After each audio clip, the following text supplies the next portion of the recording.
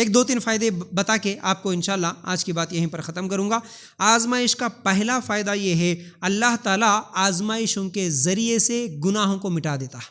یہ آزمائشیں، یہ مصیبتیں ہمارے گناہوں کا کفارہ بن جاتی۔ کیسے؟ اللہ کے رسول صلی اللہ علیہ وسلم نے فرمایا، مسلمان کو جو بھی تکلیف پہنچتی ہے، چاہے وہ تھکن ہو، بیماری ہو، فکر ہو، غم ہو یا کوئی پریشانی ہو، حتیٰ کہ کانٹا بھی چبھتا ہے، اللہ اس کے بدلے اس کے گناہوں کو معاف کرتے رہتا۔ صحیح بخاری کی روایت۔ اللہ اکبر۔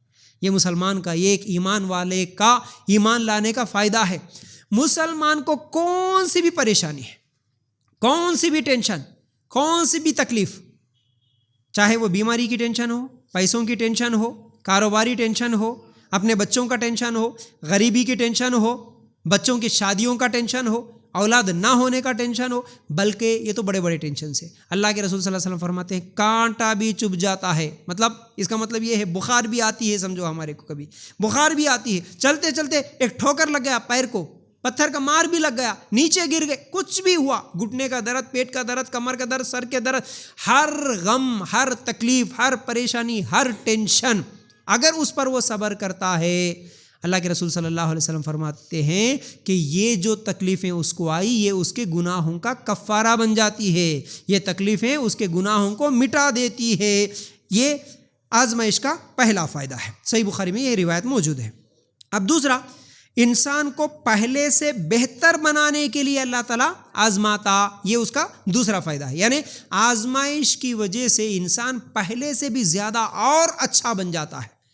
کیسے؟ حدیث سنو، اللہ کے رسول صلی اللہ علیہ وسلم فرماتے ہیں، اللہ تعالیٰ فرماتا ہے، یہ حدیث قدسی ہے، جب میں اپنے مومن بندے کو آزمائش میں مبتلا کرتا ہوں اور وہ اپنی عیادت کرنے والوں سے میری شکایت نہیں کرتا تو میں اسے اپنی قید سے آزاد کر دیتا ہوں، پھر میں اس کے گوشت کو پہلے سے بہتر گوشت سے، اس کے خون کو پہلے سے بہتر خون سے بدل دیتا ہوں، پھر وہ نئے سرے سے اعمال کا آغاز کرتا ہے۔ سلسلہ تو صحیح ہے، میری روایت موجود۔ مطلب کیا ہے جی؟ مطلب یہ ہے، اللہ تعالیٰ کہتا ہے میرے مومن بندے کو میں جب آزماتا ہوں اور اس کی عیادت کے لیے آنے والوں سے وہ شکایت نہیں کرتا۔ ایک آدمی بیمار ہو گیا، ہاسپٹل میں شریک ہو گیا، لوگ عیادت کے لیے جا رہے، اس کے رشتہ دار، اس کے دوست جا رہے، ان کے سامنے شکایت نہیں کرتا، وہ بیماری میں بھی الحمدللہ بولتا۔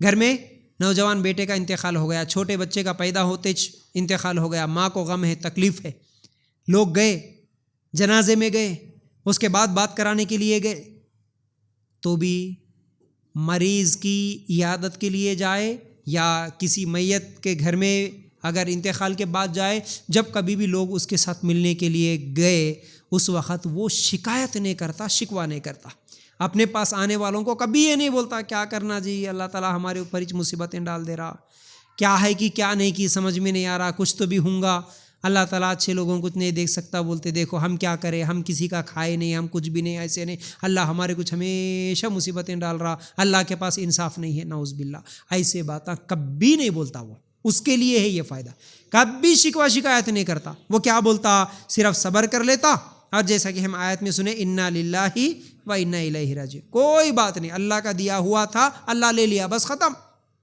انسان ہونے کے ناطے غم ہے، تکلیف ہے، آنکھوں سے آنسو نکلتے ہیں، روتے ہیں، الگ مسئلہ ہے، لیکن زبان سے اللہ کے بارے میں شکوہ شکایت نہیں۔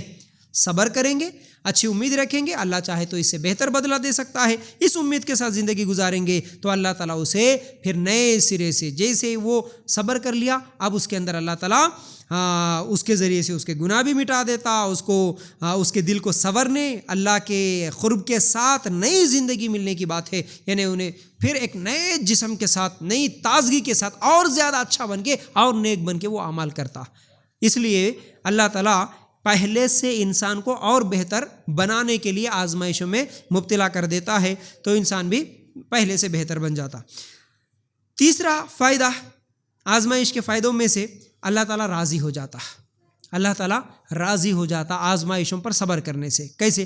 اللہ کے رسول صلی اللہ علیہ وسلم فرماتے ہیں بے شک بڑے اجر کا تعلق بڑے آزمائش کے ساتھ ہے، اور اللہ تعالیٰ جب کسی قوم سے محبت کرتا ہے تو اسے آزمائش میں ڈالتا ہے، جو اللہ کی رضا پر راضی رہے اس کے لیے اللہ کی رضا ہے، اور جو ناراض ہو اس کے لیے اللہ کی ناراضگی ہے۔ ترمذی میں روایت موجود ہے۔ یعنی بڑے اجر کا تعلق بڑی آزمائش کے ساتھ ہے. اللہ کے پاس بڑا اجر ملنا چاہ رہے، اگر بڑا ثواب پانا چاہ رہے تو اس کا تعلق بڑی آزمائش کے ساتھ ہے. بڑی بڑی مصیبتیں آتی ہے تو ہی اللہ تعالیٰ بڑا اجر کا بھی وعدہ رکھا، اس پر صبر کریں گے تو جو اللہ کی رضا پر راضی رہے تو پھر اس کے لیے اللہ کی رضا ہے. مطلب اللہ میں تیرا بندہ، تیری مرضی، تو دیے سو زندگی، تو دیے سو سب کچھ ہے، مال اولاد سب کچھ تیری ہے، اللہ تیری مرضی ہے.